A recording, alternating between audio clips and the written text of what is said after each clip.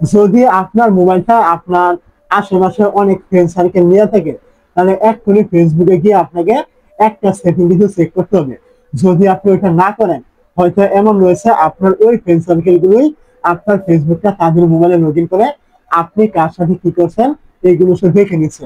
তো অবশ্যই আপনাকে ওই সেটিংটা চেক করতে হবে যে আপনার ফেসবুক আইডি অন্য কেউ আপনার মোবাইলটা হাতে নিয়ে তার মোবাইলে লগ ইন করেছে কিনা।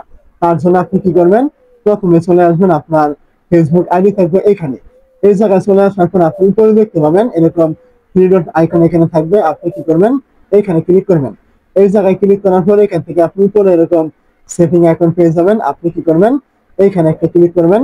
এই জায়গায় ক্লিক করার পর এখান থেকে আপনি এই যে উপরে দেখতে পাবেন সি মোরে অ্যাকাউন্ট সেন্টার মানে একটা অপশন, আপনি এই জায়গায় একটা ক্লিক করবেন। যখন আপনি এই জায়গায় ক্লিক করবেন, এইখান থেকে আপনি কি করবেন, একটু নিচে আসলে এইখান থেকে পেয়ে যাবেন পাসওয়ার্ড এন্ড সিকিউরিটি নামে একটা অপশন, এখানে ক্লিক করবেন। এই জায়গায় ক্লিক করার পর এখান থেকে দেখতে পাবেন ভয়েলার লগইন নামে একটা অপশন, আপনি এই জায়গায় ক্লিক করবেন। এইখানে ক্লিক করার পর আপনার ফেসবুক আইডির যে নামটা রয়েছে ওইটা কিন্তু এখানে শো করবে। আপনি কি করবেন, এইখানে একটা ক্লিক করবেন। তো যখন আপনি এখান থেকে নামের উপরে ক্লিক করবেন, এইখান থেকে আপনি দেখতে পাবেন বর্তমান সময়ে আপনার যে মোবাইলে বা যে ডিভাইসে আপনার ফেসবুক আইডিটা লগ ইন করা রয়েছে ওইটার নাম কিন্তু এখানে শো করবে। এই নাম বাদ দিয়ে যদি অন্য কোনো নাম এখানে শো করে, অন্য কোনো ডিভাইসের নাম এখানে শো করে, বুঝে নেবেন ওই ডিভাইসের ভিতরে আপনার ফেসবুক আইডি গুলো কিন্তু লগ ইন কিন্তু করা রয়েছে।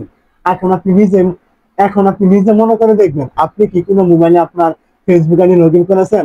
যদি লগ ইন করে না থাকেন এবং এইখানে যদি আপনার নামগুলো শো করে যে এই মোবাইল ডিভাইস গুলোতে তোমার ফেসবুক আইডি লগ ইন করা আছে, তাহলে বুঝে নেবেন ওই মোবাইল গুলোতে আপনার ফেসবুক আইডি লগ ইন করা।